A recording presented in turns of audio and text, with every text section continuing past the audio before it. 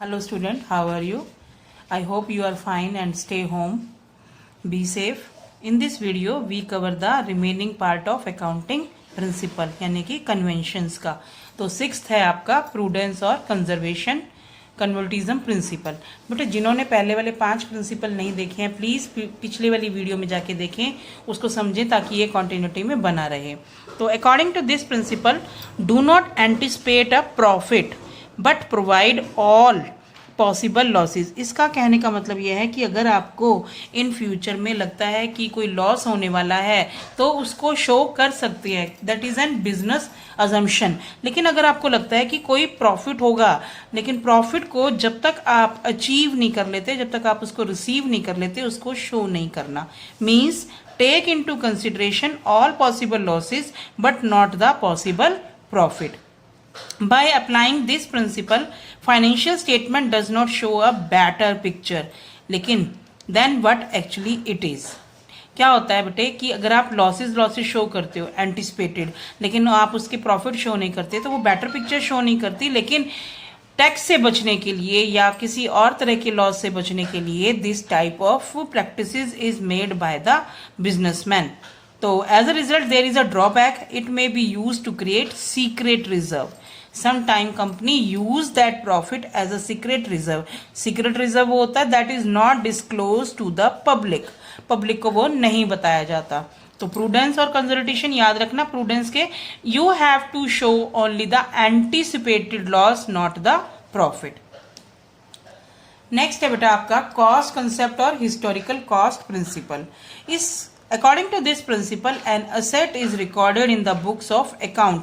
Assets जैसे कि आपने प्लांट खरीदा, मशीनरी खरीदी या कोई भी फर्नीचर लिया, उसको अकाउंट्स की बुक में आपने एक्चुअल कॉस्ट में, यानी कि जितनी कॉस्ट पर उसको एक्वायर लिया है उसकी कॉस्ट पर ही शो करते हैं. Because the cost of asset is the base for all subsequent accounting of the assets.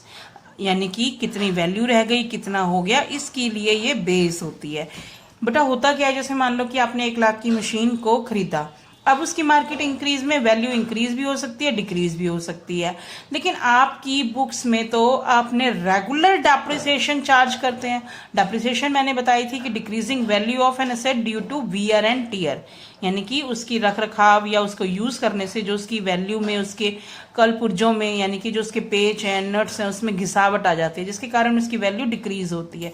वो आप क्वांटिटी में शो करते रहते हैं, चाहे उसकी मार्केट वैल्यू अब हो या ना हो, और या फिर उसकी 5 साल के बाद कितनी वैल्यू होगी. तो इन सब चीज़ों को इग्नोर करते हैं. तो कॉस्ट कंसेप्ट और हिस्टोरिकल, आपने हिस्टोरिकल के नाम से हिस्ट्री याद रखनी है, हिस्ट्री के नाम पर याद रखना है कि आपने बिजनेस में जो भी असेट्स को रिकॉर्ड करना है that is on the basis of cost on which it acquired, और डेप्रिसिएशन प्रोवाइड करनी है that is charge to profit and loss account.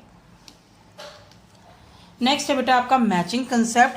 According it is an important objective. What is the important objective of business? That is to determine the profit periodically, यानी कि आपने अपने समय अंतराली में profit को count करना है. तो आपका इसके लिए जरूरी हो जाता है कि उस समय में पीरियडिकली, आपको मैंने बताया था time period in which you calculate the net profit और नेट लॉस. तो उसके लिए जरूरी है कि आपका रेवेन्यू ऑफ दैट पीरियड, यानी कि उस समय में कितना प्रॉफिट हुआ, that is match with that expense, कि उस रेवेन्यू को ऑब्टेन करने के लिए आपने कितना खर्चा भी किया. क्योंकि अगर आप रेवेन्यू में से एक्सपेंसेस माइनस करेंगे, इनकम में से एक्सपेंसेस माइनस करेंगे, तभी तो रेवेन्यू बचेगा आपके पास. ठीक है. That period to determine the correct profit for the accounting period. Profit earn by the business during a period can be correctly measured only when revenue earn during that period में. समझ में आई? आप कैसे मेजर करते हैं कि उस समय में जितना प्रॉफिट हुआ है उसमें से एक्सपेंसेस को माइनस करना. That revenue is matched with the expenditure incurred to earn that. उस रेवेन्यू को अर्न करने के लिए जो भी खर्चे होते हैं. इट इज नॉट रेलिवेंट, ये कोई मायने नहीं रखता वेदर द पेमेंट मेड और रिसीव्ड, कि आपने कब मेड किए और कब आपने किए. That is belong to outstanding expenses और प्रीपेड. आउटस्टैंडिंग एक्सपेंसेस वो होते हैं कि जिनका आपने खर्चा तो कर दिया लेकिन अभी पेमेंट नहीं दी. ठीक है, तो आप उनको भी कंसीडर करेंगे। और प्रीपेड एक्सपेंसेस यानी कि आपने अभी लिया नहीं है उन सर्विसेज को या उन गुड्स को, लेकिन यू पेड इन एडवांस, तो वो भी आपने ड्यूरिंग द पार्टिकुलर पीरियड, क्योंकि उससे आपको रेवेन्यू मिल रहा है तो उसको आपने रिकॉर्ड करना है, रादर कैश रिसीव्ड और कैश पेड। ठीक है, समझ में आ गई आप लोगों को? यानी कि आपने उस अकाउंटिंग पीरियड में जितनी भी अमाउंट ऑफ रेवेन्यू रिसीव्ड हुआ है, उस रेवेन्यू को रिसीव करने के लिए जो भी खर्चे किए हैं, जो भी एक्सपेंस किया है, उसको डिडक्ट करना है, तो आपकी रियल प्रॉफिट पता लगेगा। That is an important aspect, dual aspect और डुअलिटी प्रिंसिपल। और ये जो आपकी फाइनेंशियल अकाउंटिंग है बेटे, ये इसी प्रिंसिपल के ऊपर मैच होती है और आगे आपकी जो सारी अकाउंटिंग बेस्ड ट्रांजेक्शन्स हैं वो इसी प्रिंसिपल को फॉलो करती है। According to the dual aspect concept, every transaction entered into by an enterprises has two aspect. मैंने पहले भी बताया था कि एक डेबिट होता है, एक क्रेडिट होता है। यानी कि जो भी आपकी बिजनेस ट्रांजेक्शन्स होती हैं, बिजनेस ट्रांजेक्शन्स वो ट्रांजेक्शन्स होती हैं जो कि आपके प्रॉफिट पर अफेक्ट डालती हैं, यानी कि that may can increase the profit और may be decrease the profit. तो दोनों साइड, डेबिट और क्रेडिट साइड, आपका इक्वल अमाउंट आता है। इसको इस तरह से असेट्स आपको पता है कि जो एक बिजनेस की ओन्ड प्रॉपर्टी है, उसे that is equal to owner capital plus claim of outsider, यानी कि capital plus liability is equal to assets. While entire system of double entry bookkeeping is based on this concept. बेटे इस concept को ही आप लोगों ने अच्छी तरह से समझना है। जो नेक्स्ट वीडियो होगी आपकी अकाउंटिंग इक्वेशन की, ठीक है, अकाउंटिंग इक्वेशन समझाऊंगी, उसमें इसी कंसेप्ट को प्रूव करेंगे कि both side should be equal और business transaction recorded in two sides, कि अगर बिजनेस ट्रांजेक्शन की एक साइड डेबिट होगी तो नेक्स्ट वो आपकी वो क्रेडिट होगी ही होगी। क्लियर बेटे? नेक्स्ट है आपका revenue recognition concept. According to this concept of revenue being recognised income statement of an enterprises, कि एक्चुअली आपको कितना इनकम रिसीव्ड हो रही है उसमें से आपने मैच करना है कि वो आपकी इनकम बिजनेस की है या कैसे है। Actually revenue is consider as the amount received by an organisation by operating activities.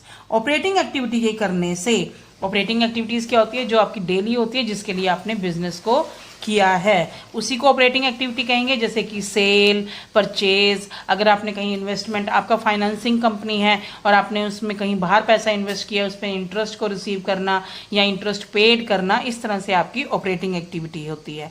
तो यहाँ पर जैसे sale of goods, dividend received, rent received of a building, तो यहाँ पर ये सारी आपकी क्या हो गई?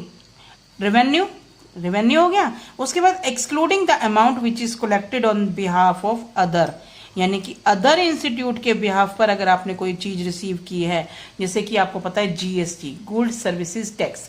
अब आप कोई भी डीलिंग करते हैं, सेल की करते हैं, परचेज की करते हैं, तो उसमें आपको टैक्स को डिडक्ट या पेड करना पड़ता है। तो जब आप सेल करते हैं और सेल टैक्स को कलेक्ट करता है, that should not be included as revenue. उस टैक्स को आपने अपनी सेल अमाउंट में ऐड नहीं करना, रेवेन्यू में ऐड नहीं करना, क्योंकि वो टैक्स का अमाउंट आपने गवर्नमेंट को ही पेड करना है। क्लियर? समझ में आ गई? तो whether it is received that period और not, that is different thing. ठीक है, यानी कि आपकी वो जो सेल है, सेल का एग्जांपल लेंगे। जैसे मैं एक एग्जांपल ले रही हूं, an enterprises sale goods in the month of February में एक सेल की, लेकिन आपने उस सेल के बदले में जो अमाउंट रिसीव्ड किया है वो अप्रैल के मंथ में किया है। तो आपने जो ट्रांजेक्शन हुई ना रेवेन्यू वाली, वो रिकॉग्नाइजेशन फरवरी का लगाना है, अप्रैल में नहीं। अप्रैल में तो आपका आउटस्टैंडिंग हो गया ना, आउटस्टैंडिंग को तो हमने कंसीडर करना ही करना है, लेकिन आपकी जो डीलिंग है वो फरवरी में है, तो वो फरवरी मंथ का ही रेवेन्यू कंसीडर किया जाएगा। बेटे इसका एक और एग्जांपल है, an enterprise has received in advance. जैसे मान लो आपने फरवरी में सेल के लिए, इन द मंथ ऑफ फरवरी में आपने सेल के लिए एडवांस ले लिया, जबकि वो जो सेल करनी है आपने in the month of May, तो आपने मई का रेवेन्यू लेना है, उसको फरवरी का नहीं। आपके पास प्रीपेड आ गया, एडवांस आ गया, लेकिन आपकी ट्रांजेक्शन कब होगी? सेल का मतलब होता है transfer of ownership to the another person, जैसे मान लो आपने गुड्स बनाए तो आप ऑनर हो गए। जब उसको सेल करते हैं तो आप वो गुड्स की ऑनरशिप दूसरे को कर रहे हैं ना, ट्रांसफर। तो जब आपकी ट्रांजेक्शन हुई वो in the month of May, आपने चाहे उसको फरवरी में रिसीव कर लिया तो रेवेन्यू आपका उस मंथ का मई में हो जाएगा। तो इस तरह से आपने ये रेवेन्यू को रिकॉग्नाइज करना है। लास्ट है बेटा वेरिफिकेबल ऑब्जेक्टिव कंसेप्ट। वेरिफिकेबल का मतलब होता है कि आपने बिजनेस में जो भी ट्रांजेक्शन लेनी है, यानी कि जो भी ट्रांजेक्शन को पास करना है उसका कुछ प्रूफ होना चाहिए, वेरिफिकेबल होनी चाहिए, यानी कि उसका कोई आपके पास वाउचर में या आपकी सेल रिसिप्ट या कुछ भी हो, आपको वो रिसीव करना है। The verifiable objective concept holds that accounting should be free from personal bias। आपने अपने आप कोई एंट्री ट्रांजेक्शन नहीं करनी उसमें।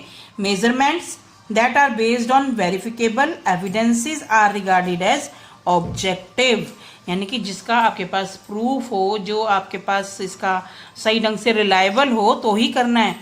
It means all the accounting transactions should be evidence and supported by business document such as cash memo, cash receipt, invoices, bill number, sale bill number, ये सारी चीजें होनी चाहिए, तभी आप उसकी वो रेलिवेंस और reliable source of business transaction recording बनती है। समझ में आ गई? I hope you understand all the concept of principle, accounting principle. बेटे you have to watch all the previous video for understanding in a better way. So please like and share the video because sharing is caring, and for new notification subscribe the channel. Thank you.